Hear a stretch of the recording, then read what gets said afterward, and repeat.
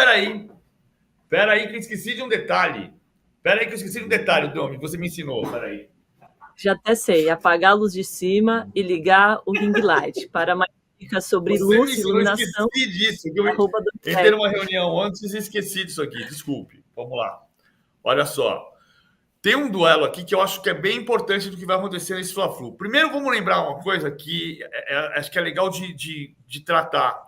É a primeira vez na história do Campeonato Carioca, disputado desde 1906, que vão jogar os dois últimos campeões da Libertadores.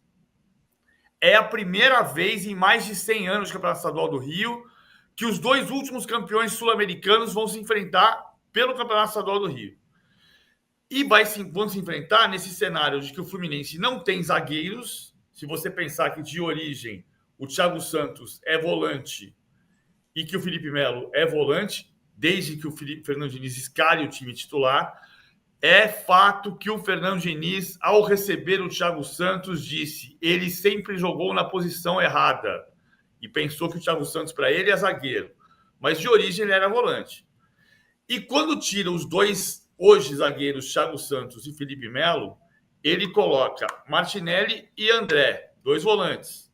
Só que o Flamengo vai esticar 5 na última linha, seja Varela e Everton Cebolinha, seja Luiz Araújo com o De La Cruz por dentro e Everton Cebolinha. Ele vai jogar 2 homens dando largura para o campo e vai jogar 3 na faixa central. Então vai ficar um duelo que, para funcionar, o Fluminense vai começar a ter que recuar o Arias, vai começar a ter que recuar o Keno, vai ter que começar a trazer gente para trás para contrapor, para não deixar ficar 5 contra 4.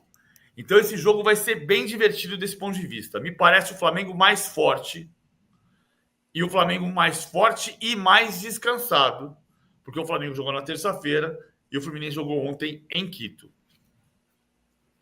Mas, PVC, também tem uma questão de bastidor do Flamengo, né? Queria saber a sua opinião. Depois da vitória sobre o Boa Vista, o Tite, segundo o GE, deu um puxão de orelha no Gabigol no vestiário, porque não gostou quando ele pediu para antecipar a substituição dele para cobrar o pênalti enquanto o Pedro se preparava para cobrar. Você acha que isso pode atrapalhar de alguma forma no Clássico? Eu acho que não atrapalha, mas eu acho que demonstra mais um ruído de comunicação do Gabigol com o Tite. E ali atrás, o Gabigol já deu declaração no final do ano passado, no começo desse ano, de que o Tite levou o Pedro para a Copa do Mundo, é sinal de que ele preza mais pelo futebol do Pedro do que pelo meu futebol. Isso está ficando claro também porque o Pedro é titular e o Gabigol é reserva. Veja, isso aqui não é um duelo, não é um problema. Ninguém precisa ser amigo. A gente viu grandes times na história que tinham problema de vestiário. O Corinthians, a fase clássica, o Corinthians, o maior Corinthians da história, na minha opinião, de 99 e 2000, que o Rincon e o Edilson, já grande história da história, Domi, que o Edilson brigando com o Rincon no vestiário, o Edilson pega o Vampeta, joga em cima do Rincon e fala: vai brigar com alguém do seu tamanho. Os caras não se davam. E foram campeões de tudo. Mas acho que tem ali, não uma crise, tem um ruído de comunicação. Dito isso, aqui na nossa enquete, quem é que vence? Flamengo 41%, Fluminense 34%, empate 24%. Qual o seu, PVC? Flamengo. Eu vou de Fluminense. Vocês querem votar, Rodrigo, Igor? Eu acho que depende um pouco da escalação do Fluminense, né? Que eu acho que vai ter pelo menos misto, né? E aí, então Vocês estão ouvindo o áudio duplicado? A gente está com eco. Tá muito bom. Não querendo derrubar a gente, PVC, olha lá. Desculpa, Rodrigo, te atrapalhei. A gente continua sendo homem eco. É difícil raciocinar aqui. Mas rapidão, Flamengo Fluminense o empate. Eu aposto mais no Flamengo que titular descansado, como disse o PVC. Acho que deve ter algum nível de reservas ali no Fluminense. E até tem zagueiros reservas e tal, mas se olhar o time de reserva do Fluminense é inferior ao titular, embora até seja um time mais reforçado do que o ano passado. Boa. Igor, Flamengo ou Fluminense o empate? Eu acho que está mais pendente para o Flamengo, né? Não só esse aspecto físico, mas uma cara que o Tite conseguiu dar nesses últimos jogos aí, Luiz Araújo aberto, assim, usando os 3 pontas e o De La Cruz por todas as dificuldades dos jogadores de meio campo em relação à saúde, né? O Flamengo não tem distensão muscular, o Flamengo tem dengue, tem infecção renal, esse tipo de lesão totalmente fora da curva, mas o lado, se dá para tirar um lado positivo disso, foi o De La Cruz ter vindo trabalhar para o meio campo com o Arrascaeta. Então, esse entrosamento dos dois e o Luiz Araújo e o Cebolinha esticando nas pontas, eu acho que esse jeito de jogar, né? O Tite estava tentando aproveitar um outro momento, mas acho que esse jeito de jogar no momento, pelo contexto atual, vai favorecer o Flamengo no clássico de domingo. Show. Igor, muito obrigada pelas informações e bom trabalho por aí no Rio. Um abraço, pessoal. Qualquer dia desse aí a gente volta. Talvez segunda-feira já, né? Terça-feira, enfim. Algum dia aí. Um abraço a todo mundo. PVC, quem vai ser o novo técnico do Botafogo? O Cuca não foi procurado. A tentativa é descobrir se o Textor vai ligar para o Cuca, né? Mas desde ontem surgiu o nome do Cuca de novo? Porque a torcida do Botafogo adora o Cuca. A questão toda do problema dele na justiça suíça, do problema dele com a questão da violência sexual, a torcida do Botafogo adora o Cuca. E o nome do Cuca apareceu quando saiu o Bruno Lage. Muita gente deu como certo que o Textor iria até o Cuca e a repercussão foi ruim. Foi antes do episódio do Cuca pedir a reabertura do processo na Suíça e a justiça suíça dizer que não podia reabrir o processo e que o processo estava extinto, mas havia ali aquela questão e não foi o Cuca. A impressão que eu tenho é que o Textor não vai no Cuca, mas que tem muita gente dentro do Botafogo de futebol e regatas, clube, diga-se, do Sérgio Melo, que gostaria muito que fosse o Cuca. Mas, isto à parte, o Cuca não foi procurado até agora. Eu chequei agora há pouquinho de novo, ontem à tarde, porque eu... Mas esse é o nome? Não, eu acho que não é o nome. Acho que o Textor está guardando as 7 chaves do nome e que por isso não apareceu ainda. Então, do ponto de vista do comentarista / repórter, eu fui atrás de tentar descobrir se alguém tinha ligado para o Cuca. E ninguém ligou para o Cuca. Então, aparentemente, o nome não vai ser o Cuca. O Textor vai escolher pessoalmente quem vai ser o novo treinador e talvez provavelmente essa busca vai ser no exterior. Há uma hipótese que foi levantada da outra vez, antes do Thiago Nunes, de ser o Cláudio Caçapa. Só que depende da situação dele com o Molenbeek, porque ele é técnico de um outro clube do grupo de clubes do Textor. Você tem outra coisa, Rodrigo? De alguma informação? Não. Tá bem fechado aí com o Textor. Enfim, ele que sabe. De fato, não tem nenhuma informação sobre quais são os candidatos. É bom que a gente vai ver o elenco do Botafogo no coração de John Textor, né? No coração financeiro de John Textor. Agora, o Botafogo demitiu o Thiago Nunes depois de 15 jogos, 4 vitórias, 7 empates e 4 derrotas. A gente trouxe aqui essa semana a polêmica da fala dele de que, abre aspas, muitos jogadores pediram para ter uma sequência fora da equipe para parar de carregar essa carga emocional tão forte, fecha aspas, só que aí ele voltou atrás disso. Queria saber, PVC, desse bastidor, essa fala pesou na demissão? E você acha que o Botafogo errou primeiramente em trazer o Thiago Nunes? Não, eu não acho que errou em trazer o Thiago Nunes. Eu acho que o Thiago Nunes é um técnico com potencial gigantesco, um potencial grande. Muita gente contesta coisas do comportamento do Thiago Nunes no Atlético Paranaense, mas ele saiu em litígio com a diretoria do Atlético Paranaense. Acho que é preciso ter cuidado com as coisas sobre a personalidade do Thiago Nunes, até para não abreviar uma carreira que pode ser muito vencedora e que já teve vitórias ali atrás. Ele herdou uma situação do Botafogo que é do Botafogo. O Botafogo, nos últimos... A gente está falando de 15 jogos do Thiago Nunes. Nos últimos 20 jogos, ou seja, desde o 4-3 contra o Palmeiras, o Botafogo tomou 8 gols depois dos 41 do segundo tempo. Não é normal. Você joga 20 partidas e em 7 delas você toma gol depois dos 41. Tem uma questão que não é do treinador exclusivamente. Bom, 2 Mas desses ele teve gols... uma pré-temporada, né, PVC? Eu não estou falando que foi Sim. certa a demissão, não estou entrando nessa discussão. Mas ele entrou no ano passado, de fato, aí ele não tinha responsabilidade, mas agora ele teve uma pré-temporada para montar o time de acordo com o que ele teve. E o time não engrenou, né? Lembrando que ele tomou de 4 do Vasco, tomou esse empate num jogo que o Botafogo não jogou um bom jogo lá contra o Aurora, né? Jogou um jogo muito ruim. Também tinha tomado um gol contra o Flamengo no final. Então aí já é responsabilidade dele, né? Mas eu acho que tem uma coisa que é do Botafogo. Tem uma coisa que o Botafogo não conseguiu recuperar. Me lembra muito o Palmeiras pós-trauma da perda do título de 2009, que tentou continuar com o Muricy Ramalho e não conseguiu, que trouxe o Antônio Carlos e não sustentou, porque você paga o preço do que aconteceu da relação do time com o time e do time com a torcida no ano anterior. Isso não está curado. O Botafogo não está curado de 2023. E isso passa pelo Thiago Nunes, mas passa pelo vestiário do Botafogo, que, vamos lembrar, foi o vestiário que pediu a substituição do técnico, no caso do Bruno Lage. Agora, a entrevista dele da semana do domingo passado foi uma catástrofe e teve efeito no vestiário, razão porque acabou interferindo na relação dele com o grupo, e a relação dele com o grupo interfere na ideia da direção de trocar o comando. PVC, me leva na mala, tá falando aqui Jair Ventura. Sim ou não? Bom nome?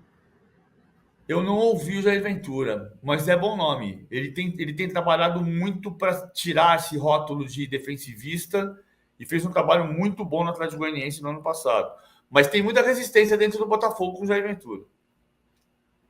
Boa. Quero mais opiniões de nomes aqui para novo técnico do Botafogo. Não esquece de deixar o like, por favor. E pode mandar também sua pergunta sobre o atentado contra o ônibus do Fortaleza. Já a gente vai ao vivo até lá para falar sobre isso. E aproveito para perguntar se você acha que o Sport deve perder pontos no campeonato ou não. Enquanto isso, a gente roda a vinheta Finanças no Esporte para falar da limpa que o Brasil fez no mercado argentino.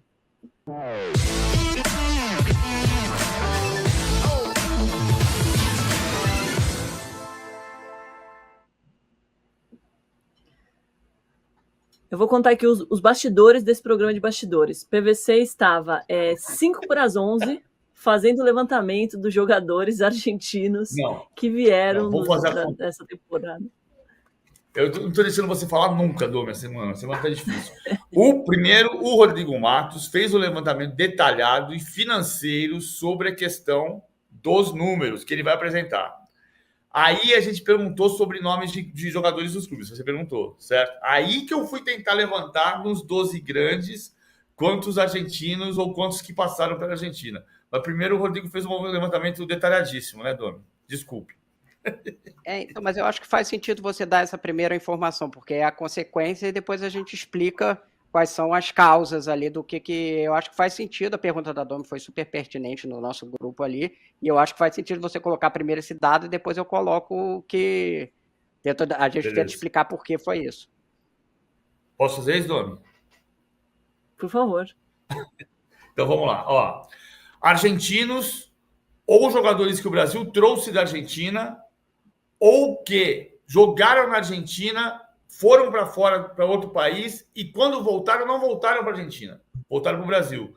Por que eu coloquei isso aqui? Porque no passado, você pegava um jogador tipo Enzo Francescoli, uruguaio, jogava no River Plate, foi jogar no Olympique de Marselha, Torino, quando voltou para o River Plate.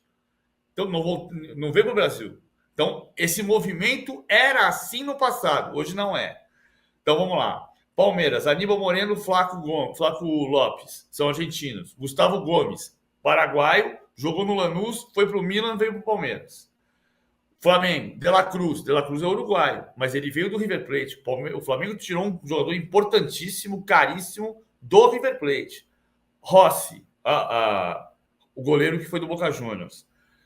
Germancano, no Fluminense. Se eu esquecer alguém, vocês me falam.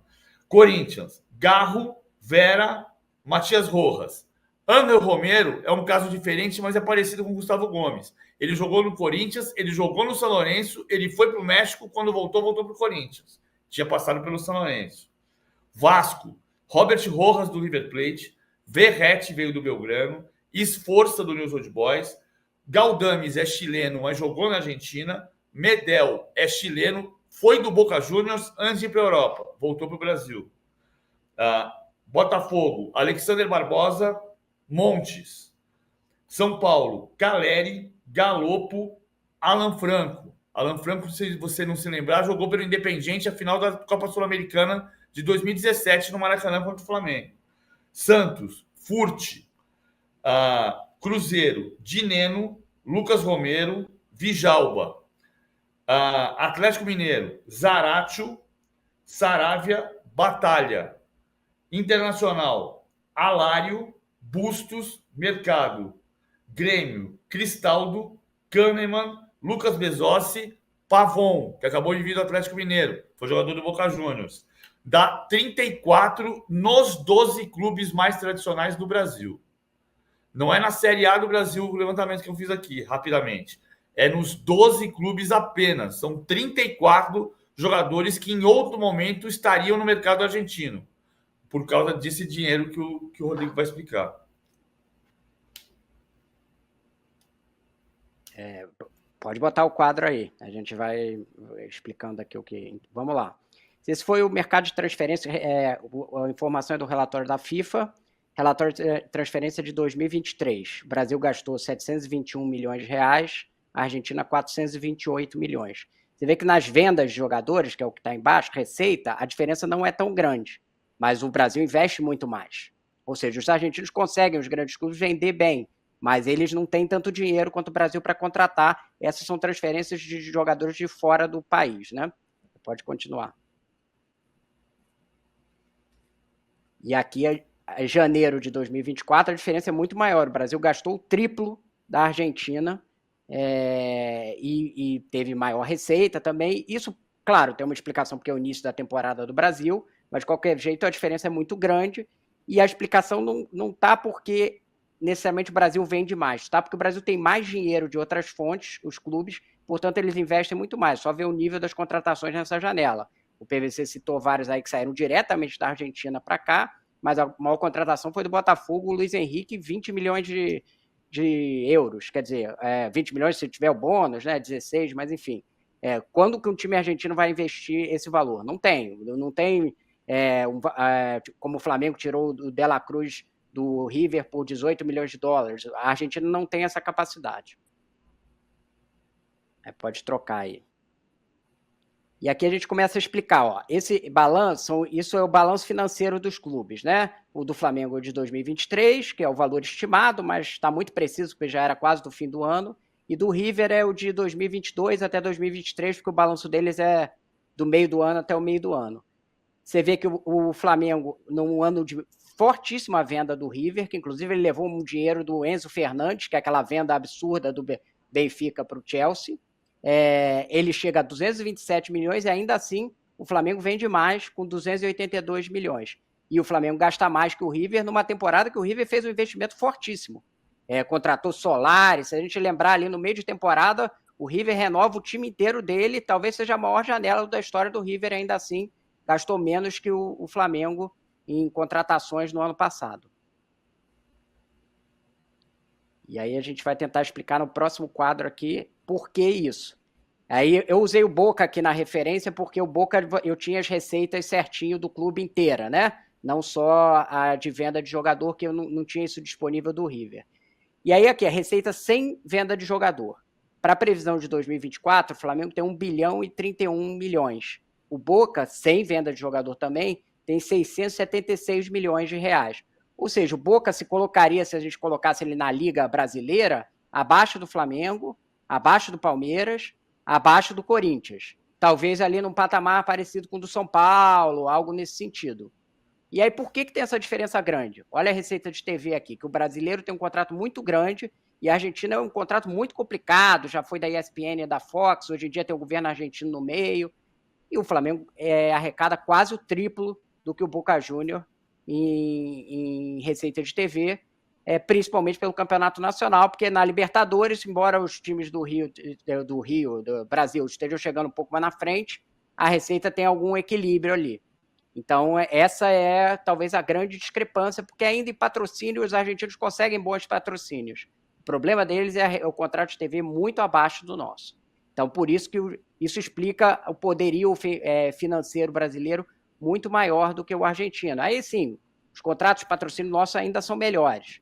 E, a gente está comparando com Boca e com River, que hoje são dois clubes completamente fora da curva dentro da Argentina. Se você comparar sair do topo da linha, que seria Flamengo, Corinthians e Palmeiras aqui, lá Boca e River, a diferença aqui é muito maior. Os times do segundo escalão aqui, eu não estou chamando, não vamos entrar com coisa de time grande e tal, só que segundo escalão financeiro, a diferença brasileira é muito maior para o São Lourenço, Independiente, enfim, os times que formam o segundo escalão financeiro argentino. Então, é por isso que tem essa discrepância, é por isso que o Brasil fez essa limpa no mercado argentino que o PVC mostrou, e por isso que está conseguindo os títulos de Libertadores com os times argentinos com dificuldade de competir com os nossos. Muita gente aqui no chat falando da crise também, como o Daniel Pamplona. Sim. E o Birulim, nosso parceiro aqui, obviamente se interfere muito. A crise impacta ali na receita. Tem uma coisa curiosa, o orçamento do Boca, para traduzir aqui o que o internauta estava falando para a gente, ele começa assim, valor X para o início do ano. Aí o valor Y é com 110% de inflação, que é o do final do período, porque a previsão é de 110% de inflação durante o ano. Como que os clubes não vão ser impactados por isso, né? É óbvio que um país que está com mais de 100% de inflação vai ter problemas financeiros muito maiores do que os nossos, né? Então eles têm razão, esse problema, a crise financeira impacta ali no dia a dia dos clubes argentinos.